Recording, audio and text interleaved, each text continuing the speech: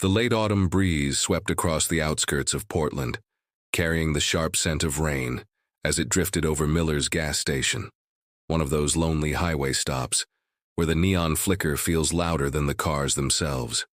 Inside an aging Subaru, 7-year-old Marcus Webb pressed his face to the cold window, watching the world with that intense, almost unsettling curiosity that adults always whispered about.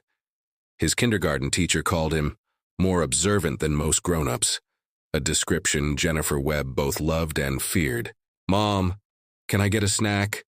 Marcus asked quietly, his voice hopeful but already prepared for disappointment. Jennifer met his eyes in the rearview mirror. Her expression softened, though fatigue clung to her features like an extra layer of skin. At 32, she carried the exhausted grace of someone who'd been fighting life with bare hands, working double shifts at Providence Hospital, juggling overdue bills, and raising Marcus alone since her husband's fatal construction accident 3 years earlier. "Not today, sweetheart," she said gently. "We need to save what we have. There's crackers at home." Marcus didn't argue. He'd grown up learning the weight of every dollar. Shoes worn down to thin rubber, toys passed down from thrift stores, groceries chosen with calculators. He didn't know the details, but he understood the quiet tension in his mother's shoulders. Jennifer pulled the Subaru beside pump number 3, the fuel light glowing like a warning she was tired of seeing. She had $23 in her bank account and $40 in cash. Together, they needed to last until Friday. The unopened medical bill in her purse felt heavier than the purse itself. As she stepped out to pump gas, Marcus continued staring out the window. That's when his attention locked onto something unusual. A line of 5 motorcycles glided into the far side of the parking lot, chrome gleaming, even under the gloomy Oregon sky. Their riders wore heavy leather vests, patches bold and unmistakable. Hell's Angels. They carried an energy that made everyone else automatically step aside. But Marcus wasn't afraid.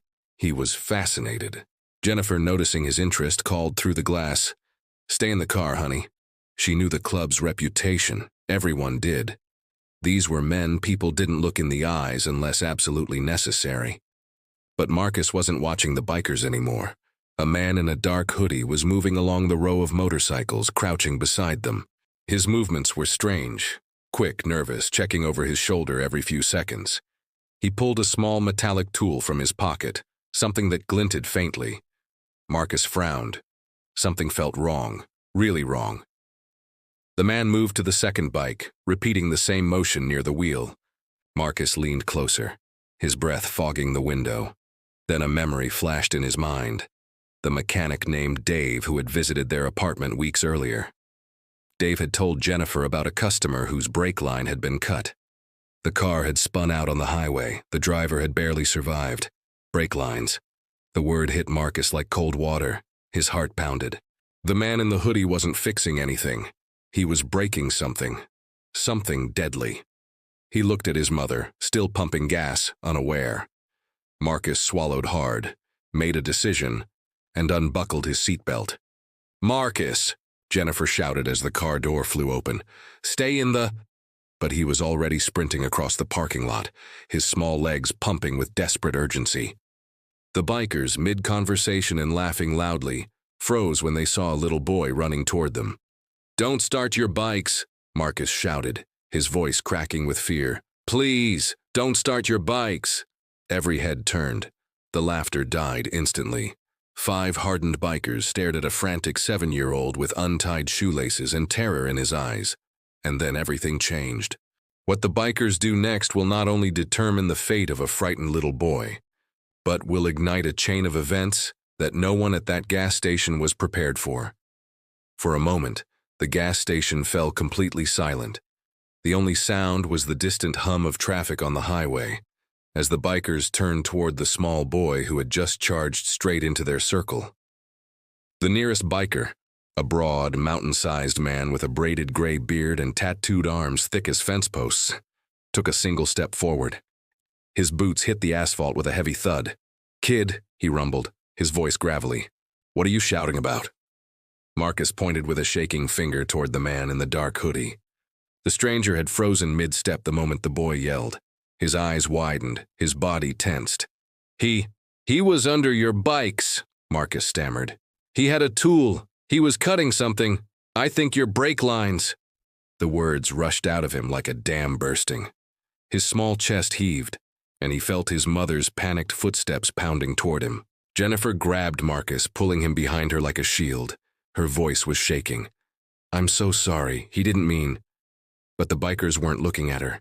They were staring at the hoodie-wearing man as realization hit. The gray-bearded biker barked, Jake, Chase, check those bikes now, Tommy, grab that guy. Suddenly, everything exploded into motion. Two bikers knelt by the motorcycles, inspecting the wheels and lines with practiced precision. Another, older but fast, took off running toward the man in the hoodie. The stranger didn't even try to fight. He spun on his heel and sprinted toward the back of the station. Jennifer's heart hammered. Marcus squeezed her hand. Mom, I had to tell them, he whispered. People could get hurt. I know, baby, she murmured, voice tight with fear. I know. Jake, one of the bikers, rose from the first motorcycle, fury shadowing his weathered face. Brake lines are cut. Clean. 3 of them. Jennifer gasped. Her knees nearly buckled. The bearded biker exhaled a long, dangerous breath and knelt to Marcus's level. His intimidating features softened into something almost gentle. What's your name, little man? Marcus, the boy whispered. I'm Bear, the biker said, extending a huge hand. And you just saved our lives. Jennifer felt her throat close. Hearing it said aloud made the gravity hit all at once. Marcus swallowed. I saw him doing something bad. My mom says to tell the truth if something feels wrong. Bear's smile deepened with respect. Smart mom you've got. Another biker jogged over, the one who had chased the suspect. He was breathing hard, irritation etched into his face. Lost him. Slipped into a silver Civic. Organ plates. TRJ 847. But I got a good look at him. Bear immediately pulled out his phone. Calling it in. Within 10 minutes, a Portland police cruiser rolled into the lot. Officer Davidson stepped out, recognizing Bear immediately. What now? He sighed. Attempted murder, Bear said simply. Brake lines cut on 4 bikes, witness right here. He nodded at Marcus. Davidson crouched, pulling out his notebook. Marcus described what he saw as clearly as a 7-year-old could, hands gesturing wildly, voice trembling but brave. When the statements were done, Jennifer gripped Marcus's shoulders. We should go. Bear's voice stopped her. It was calm. Too calm.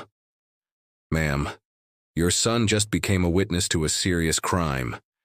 People who do things like this don't usually appreciate witnesses. Jennifer froze. Fear, cold and immediate, tightened around her ribs. Are you saying we're in danger? She whispered. Bear didn't sugarcoat it. I'm saying it's possible. Another biker, younger with a scar down his jaw, stepped forward. Name's Cole. And he's right. The guy who did this got spooked. He saw someone yelling. He might not know who you are yet, but if he decides to find out... Jennifer's pulse roared in her ears. She couldn't afford danger, couldn't afford problems. She was barely affording life as it was. Bear saw the panic rising in her eyes. There's a diner 2 blocks over, he said softly. Maggie's. We'll be there waiting for detectives to follow up. Let us buy you lunch. Least we can do after what your boy did. Marcus tugged her sleeve. Mom, please. Jennifer looked at the bikers, men she'd been raised to fear, and felt something unexpected. Trust. Just while we wait, she whispered. But Jennifer had no idea that stepping into that diner would change everything.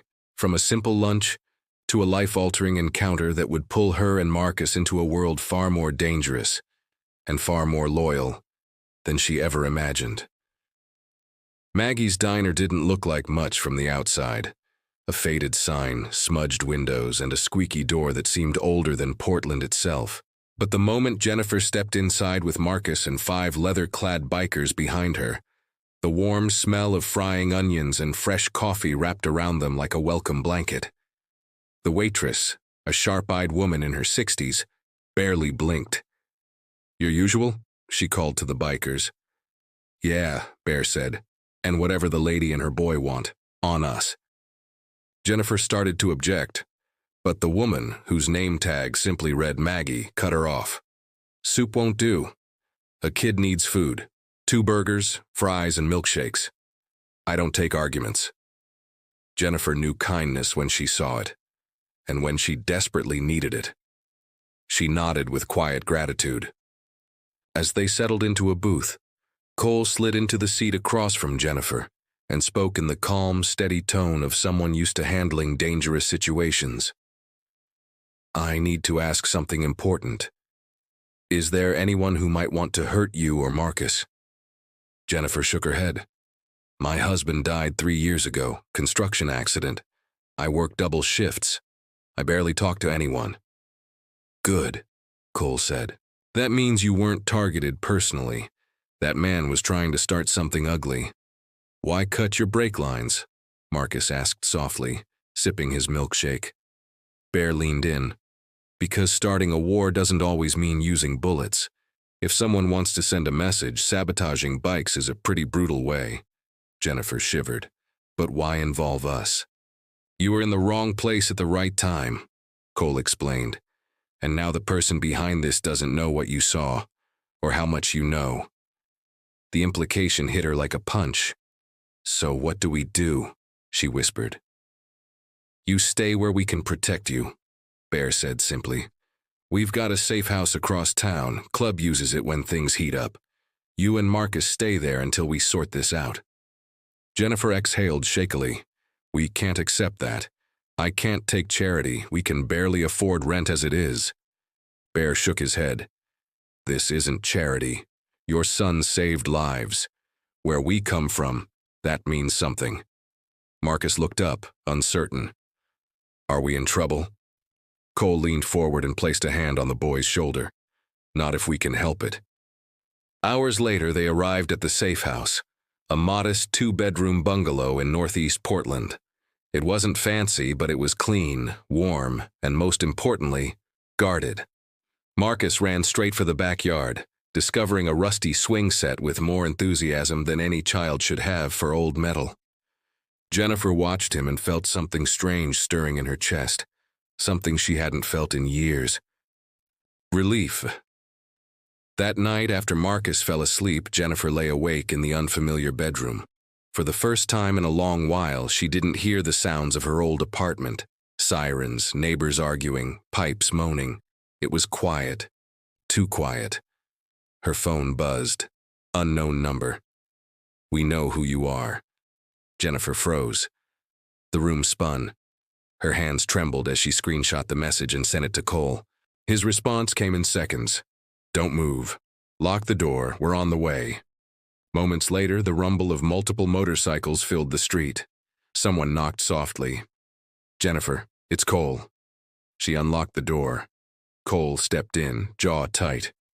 One of our guys spotted someone trying to get close to the house. Young kid, probably hired for surveillance. We got him talking. Her voice trembled. Who sent him? Cole met her eyes. Enforcer for a rival crew. The man cutting our lines works for him. They know there's a witness, and they want that witness gone. Jennifer's stomach dropped. What do I do? She whispered. You go public, Cole said. Right now you're a secret. Secrets disappear. Public witnesses don't. 2 days later, Jennifer and Marcus sat in front of a bright studio light at KTU News. Reporter Rachel Kim, asking gentle but piercing questions. Are you afraid? She asked. Jennifer took Marcus's hand, looked straight into the camera, and said, I'm terrified. But I tell my son to speak up when something is wrong, and I can teach him that if I hide when it's my turn to be brave. The segment aired that evening. The threats poured in. Cole documented every one. Within a few days, police arrested Tyler Vance. Evidence stacked against him like bricks in a wall. Tyler Vance. But instead of relief, Jennifer only felt uncertainty. Where do we go now? She asked Bear later, watching Marcus play on the freshly repaired swing. That's your call, Bear said. Threat's gone, you're free to go. Jennifer swallowed. But I don't want to go back. We were barely surviving, and Marcus, he's happy here. Bear exchanged a glance with Cole. The club voted, Bear said. The house is yours, no rent. Help us with community events, that's all. Jennifer's breath hitched. Why? Why would you do that for us? Bear smiled with quiet warmth. Because your boy saved our lives, and because we take care of our own. 6 months later, the once-worn backyard bloomed with roses and daisies. Marcus laughed as Cole pushed him on the swing. Jennifer watched with a full heart. Mom, Marcus called. Watch this. And she did. For the first time, she felt safe. She felt whole. Sometimes family isn't found by blood. Sometimes it finds you. If this story reminded you to trust your instincts, to protect one another, and to never underestimate the courage of a child, then don't forget to like, share, and subscribe. Because real heroes don't always ride motorcycles. Sometimes they're 7 years old with untied shoelaces and a heart full of bravery.